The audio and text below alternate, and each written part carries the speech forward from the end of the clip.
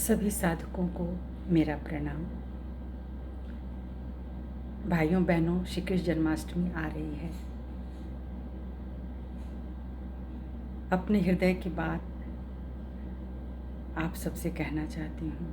क्या समझा मैंने? श्री कृष्ण जन्माष्टमी को मनाने का क्या तात्पर्य है? ये सही है कि हमारे जो बड़े बुजुर्ग होते हैं, जो अच्छे लोग होते हैं, गुरु होते हैं, अवतरण होते हैं, हमें उनको याद करना चाहिए। क्यों याद करना चाहिए? क्योंकि उनके जीवन का अनुसरण करके हम लोग भी आगे बढ़ सकते हैं, अपने भीतर एक महानता ला सकते हैं। लेकिन जब पूजन कर्म कांड ही बन जाए केवल, तो क्या वह पूजा फलित होती है? यह मैं बचपन से ही बार बार पूछा करती थी कि प्रभु आपको प्रसन्न कैसे रखा जाए। तो पहली चीज़ जो धीरे धीरे समय अंतराल में समझ में आई, और जब सहज योग में आए तो ये समझ में आया, जो मैं अन्य सबको बताना चाहती हूँ, जो सहज योग नहीं करते हैं, जो श्री कृष्ण भक्त हैं, माँ राधा रानी के भक्त हैं, उनसे यही कहना चाहती हूँ कि मैंने ये समझा कि जो हमारा विराट जो शरीर है, इस एक विराट के स्वरूप का ही बहुत छोटा सा नक्शा है, नमूना है। यथा पिंडे तथा ब्रह्मांडे। तो श्री कृष्ण की शक्ति यानी जितने अवतरण आए, वो लोग हमारे भीतर कोई ना कोई चीज़, धर्म, प्रेम, सत्य, अहिंसा, ये बिठा करके गए। मनुष्य क्या था? जंगली था। जब पैदा हुआ शुरू में तो उससे क्या ज्ञान था? वनों में रहने वाला एक जीव ही तो था। धीरे धीरे जो उसके अंदर सभ्यता आई, अनेक लोगों ने जन्म लिए, बारंबार हमारे अंदर सत्य की घोषणा की गई, तब जा कर के यह धर्म हमारे अंदर पनपा। एक चीज़ समझ में आई कि श्री कृष्ण के भक्तों को जो मैंने देखा है, उसमें उनके पास कि कोई विराट रूप में उनकी पूजा करता है, कोई सखा भाव में पूजा करता है, कोई शिशु रूप में पूजा करता है। पूजा यानी प्यार करता है। लेकिन मुझे ऐसा लगा कि बहुत सारे लोगों को मैंने देखा कि उसमें भाव में वो इतना बह जाते हैं कि एक संतुलन की कमी आ रही है। ये मैं किसी पर आक्षेप नहीं लगा रही, लेकिन मैंने ऐसे बहुत भक्तों को देखा जो ये हमसे बोलते रहे कि मैं तो कान्हा को मैंने नहलाया, मैंने धुलाया, और उनको पंखा झला, गर्मी लग रही थी। हम प्रभु को क्या कर सकते हैं? ठीक है, भाव है, लेकिन इस भाव में एक गरिमा भी हमको लानी है ना। हम सिर्फ बच्चे की माँ ही तो नहीं रहेंगे, हमको परिपक्व खुद भी तो बनना है। जो उनके भीतर के गुण हैं, जिनको प्रदर्शित करने के लिए वो आए थे, एक पूर्ण पुरुष स्वरूप में आए थे, हम उसमें से कितना ले पा रहे हैं? तो जो चीज़ मुझे शुरू से खटकती थी वो थी गालियाँ।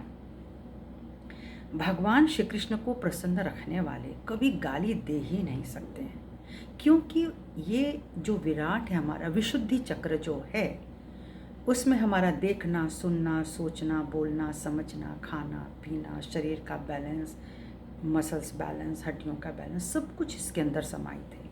हमारा स्पाइन, उसके सारे गुण, यानी 16,000 गुणों के साथ जो प्रभु रहे, 16 कलाओं के साथ उनको इतने मल्टीप्लाई कर देना है कि 16,000 गुण हमारी नसों नाड़ियों में उनके बहते हैं। हम उसमें से कितना अपने अंदर प्राप्त कर पाते हैं, कितना? तो हम अगर एक विशुद्धि का एक पार्ट अगर लेते हैं तो वो हमारा मुख है। कहते हैं मुख में सरस्वती जी विराजती हैं। आप जो बोलते हैं वो होता है। कब होता है? या तो आप बहुत क्रोध में किसी को श्राप दें तो निश्चित ही वो कभी जाके लग जाएगा। आप आशीर्वाद देते हैं तो निश्चित ही कभी किसी का भला हो जाएगा। लेकिन जब आप योग में रहते हैं तो आप बहुत सोच समझ के बोलते हैं। तो मुझे पूरा विश्वास है कि जो श्री कृष्ण भक्त होते हैं वह माधुर्यता में रहते हैं। हमारे 3 भाग हैं। सूक्ष्म चक्रों में जब हम देखते हैं तो बाईं तरफ का श्री विष्णु माया जी का स्थान है, दाहिनी तरफ श्री रुक्मिणी विट्ठल हैं, और बीच में स्वयं प्रेम अवतार हैं जो श्री राधा कृष्ण हैं। तो जो बाईं तरफ की हमारी विशुद्धि है वो दोष भाव से ग्रसित हो जाती है, और बहुत ज़्यादा हमारी जो इलेक्ट्रिसिटी हमारे अंदर की है वो कमज़ोर होने लगती है और बहुत सब तरह की बाधाएं अपने भीतर आती हैं, दोष भाव आ जाते हैं। कुछ चार लोग हमको भी सुना देते हैं कि तुम किसी लायक नहीं, तुम तो खराबी थे, तुमने तो ये अपराध किए, तुम में वो दुर्गुण है। इन सब बातों से भी मनुष्य के भीतर की प्रसन्नता चली जाती है। अपने आप को संभालना है तो आप योग के माध्यम से इस पर कंट्रोल कर सकते हैं। और इसी तरह से आप दाहिनी तरफ में एक राजसी शक्ति होती है। जब कोई राजा बनता है तो किस तरह से अपने प्रजा का ख्याल रखता है, यह गुण यहाँ पे मनुष्य को भी मिलना होगा। लेकिन वह राजा जब सिर्फ अपने परिवार के बारे में सोचे, अपने ही हित के बारे में सोचता रहे, अपना ही घर भरता रहे, तो उसको कभी संतुष्टि नहीं मिलेगी और ऐसा राजा राजा कहलाने के लायक नहीं होता, वो लुटेरा ही होता है। तो वहाँ उनकी एक शक्ति हो। अब मुझे लगता है कि जो प्रेम की शक्ति है वह आपके शब्दों के माध्यम से बाहर जा रही है। आप कठोर बोलते हैं, व्यंग्य बोलते हैं, किसी को कटाक्ष करके आपको लगता है कि आपने दुनिया हासिल कर ली, आपको खुशी मिल गई, पर यह खुशी आपके भीतर ज़्यादा देर तक ठहरने वाली नहीं है। इसीलिए जो लोग भी व्यंग्य बोलते हैं उनका चेहरा बिगड़ता है, उनके चेहरे पर वह आब नहीं रहता है, एक अजीब तरह के उनके आँखों में और उनके आईब्रोज़ के बीच में एक तनाव रहता है। वो हमको नहीं करना है। अगर श्री कृष्ण भक्ति करनी है तो गालियाँ बिल्कुल भी नहीं। आप बच्चों को सिखाएं। बड़े लोग भी जो बात बात पे गाली देते हैं, आजकल फिल्मों में जिस तरह से चीज़ें आ रही हैं कि बिना गाली दिए हम अपने मन के विकार को दूर नहीं कर सकते। इतना बड़ा अपराध कि गाली से ही पिक्चर बनेगी, गाली से ही लोगों को लगेगा कि मेरे भीतर की भावना उजागर हो गई। हमारे अंदर प्रेम नहीं है, प्रेम की शक्ति नहीं है, हम उससे किसी को ठीक नहीं कर पा रहे हैं। हम गालियों से किसी को ठीक कर सकेंगे क्या? भगवान श्री कृष्ण बार बार यही सिखा रहे हैं। क्या उन्होंने गालियाँ दी थी? वह स्मित हास्य मधुर मुस्कान के साथ बड़े से बड़े युद्ध जीत लिए, बड़े से बड़े राक्षसों को मार दिया, और आज हम उन्हीं के भक्त हो करके लोगों को गालियां निकालते हैं। हम बहुत बड़े अपराध करते हैं। इस तरह से हमको और सोचना चाहिए हम क्या देखते हैं। विशुद्धि का एक पार्ट आपका आँख भी है। जब आँखों से आप गलत चीज़ों को देखना शुरू करते हैं, समझना शुरू करते हैं, तो फिर आँखें आज तो हैं, कल वो नहीं रहेंगी। इसीलिए इसको इस तरह से समझें कि जब कोई नेत्रहीन व्यक्ति पैदा होता है तो सोचना चाहिए कि उसकी आंखें क्यों नहीं है, आखिर उसने आँखों से क्या अपराध किया। ईसा कहते हैं कि जो एडल्ट्रेशन है वह आँखों के द्वारा की जाती है, तो ऐसे लोगों की आँखों को फोड़ देना चाहिए। अब बताइए, हम ईसाई नहीं हैं, हम कहेंगे हम तो ईसाई नहीं इसलिए हम इसको नहीं मानें, तो क्या जो ईसाई हैं वो इसको मानते हैं, इस अपराध को मानते हैं? नेत्रों द्वारा किया गया अपराध जो हमारे सीधे फिर आज्ञा पे जाता है, पूरे समय हमें तड़पाता है, परेशान करता है, वह अपराध, तो यह भगवान श्री कृष्ण के विरोध में है। अब हम लोग जो सुन रहे हैं, जो कानों से सुनते हैं, वह भी भगवान श्री कृष्ण यानी जो विशुद्धि चक्र है वहाँ संचरण होता है। ये पूरा आकाश तत्व है, ये आकाश है। जो कुछ हम बोलेंगे, सुनते हैं, सोचते हैं, विचारते हैं, ये आकाश में, ईथर में जाता है, कम्युनिकेट करता है। इसलिए जो श्री कृष्ण के भक्त हैं वो भाव में तो रहें, पर ध्यान रखें क्या उनके घरों में क्लेश हो रहे हैं? उनकी वाणी से भी हो रहे हैं। अन्य लोगों को तो छोड़िए, अपनी भी वाणी से क्लेश होता है। क्या हम व्यंग कर रहे हैं? हम किसी की खुशी में शरीक न होकर के, यानी विराट में, हमें विराट में रहना है। विराट की शक्ति का मतलब होता है कलेक्टिव कॉन्शसनेस। अगर हमको किसी की खुशी देख के खुशी नहीं होती तो फिर हम श्री कृष्ण जी के, माँ राधा के विरोध में खड़े हैं। वह सबके हितकारी है। विचार सही रखना है, जिसका भी विचार सही होगा, पॉजिटिव होगा, लोगों के हित के लिए होगा, वहीं ये हितकारी आके दर्शन दे जाएंगे। इसलिए जैसे जैसे बड़े होते गए, परिपक्व होते गए, और फिर सहयोग से जब ये नाता जुड़ा तो समझ में आ गया कि विशुद्धि चक्र को कैसे शुद्ध रखा जाता है। आपका आचार, विचार, व्यवहार, तीनों चीज़ इस विशुद्धि चक्र के अंदर आ जाता है। क्या आचरण करते हैं, किस तरह से करते हैं, आप पवित्र हैं कि नहीं, आप भद्दे मजाक करेंगे, आप भद्दे दृश्य देखेंगे और कहेंगे हम भगवान के भक्त हैं, ये दोनों चीज़ नहीं चलती है।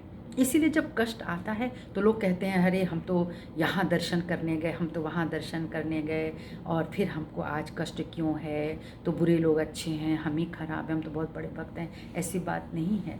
ईश्वर को सब पता है कौन भक्त है कौन दुष्ट है।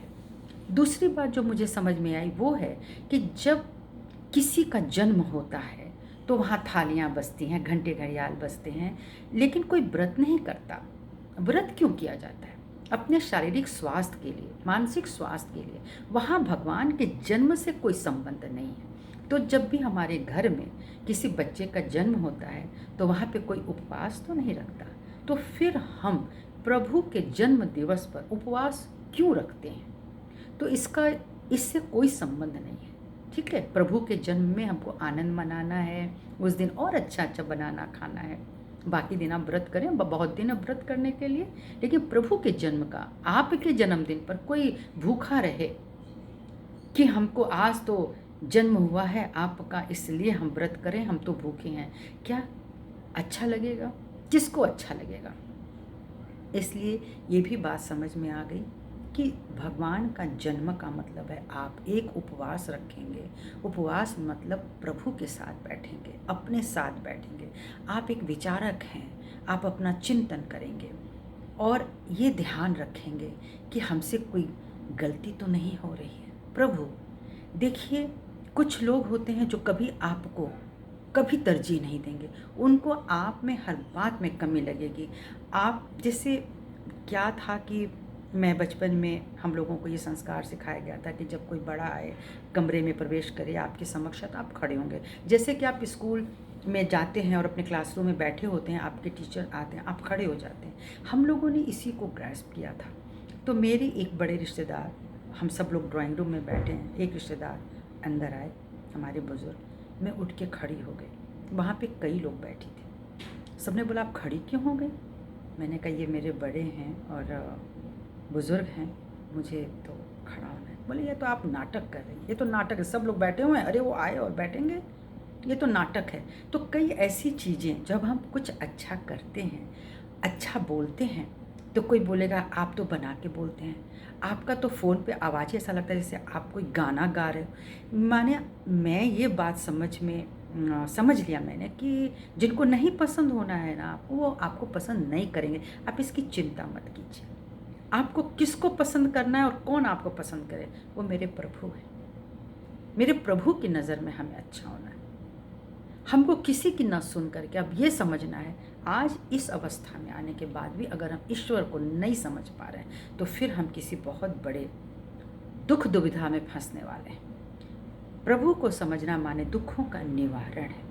दुख क्यों आए, सुख क्या है, इस दुनिया में ये सब क्या चल रहा है, उटपटांग चीज़ें, ये अभी विनाश काल हो रहा है, उसमें हमको क्या करना चाहिए, यही सब समझना है चिंतन उपवास के द्वारा।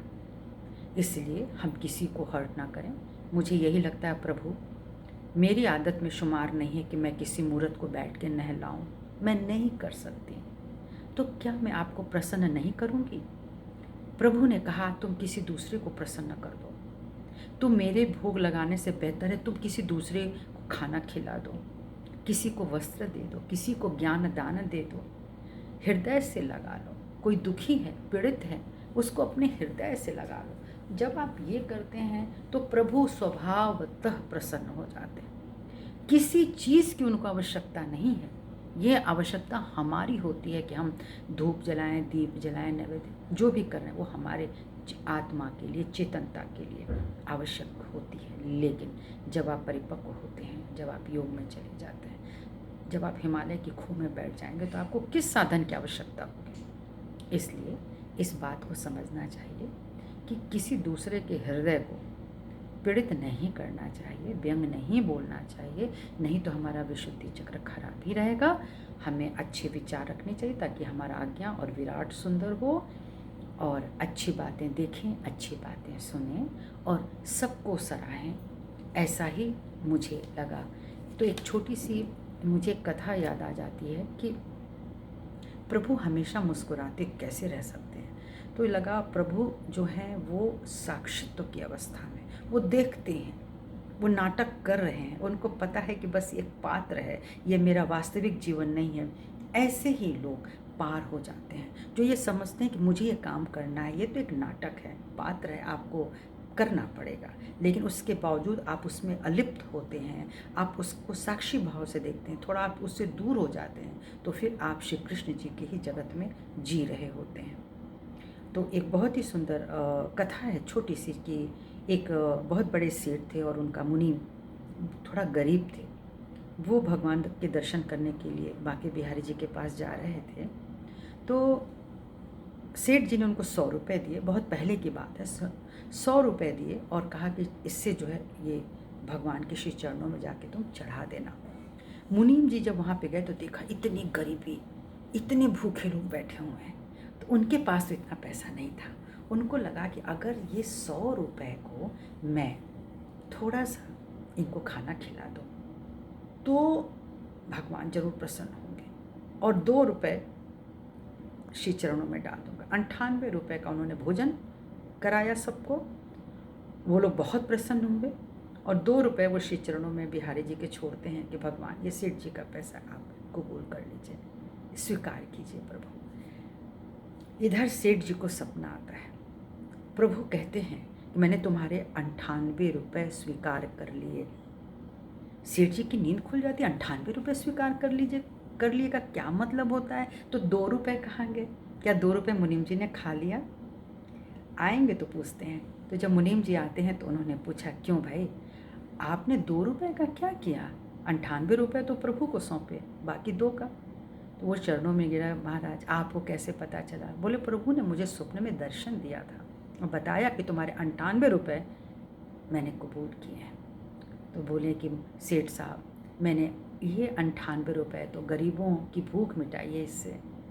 वो इतने भूखे थे तो मुझे लगा कि ये ज़्यादा सदुपयोग ही है कि इनका पेट भरा जाए, तो 98 रुपये में उनको भोजन कराया और 2 रुपये प्रभु के चरणों में रखे। तब सेठ जी की आंखें खुली। बोले सिर्फ वो 2 रुपये उनको स्वीकार नहीं हुए, 98 रुपये वह स्वीकृत हुए जो भूखों को भोजन कराया। तो जब आप इस संसार में विराट में एक लय हो जाते हैं, तुम में मुझ में जब कोई भेद नहीं होता है, आपका दुख मेरा दुख बन जाता है, तब आप श्री कृष्ण की भक्ति को भी प्राप्त कर रहे हैं और शक्ति को भी प्राप्त कर रहे हैं। अगर आप विनम्र हैं तो आप भगवान श्री कृष्ण की भक्ति और शक्ति दोनों को प्राप्त कर रहे हैं। इसलिए मुझे यही समझ में आया कि अपने विशुद्धि चक्रों को यदि हम सब संभाल लेते हैं तो हम भगवान श्री कृष्ण माँ राधा के श्री चरणों में विद्यमान हो जाते हैं। सभी को मेरा नमस्कार।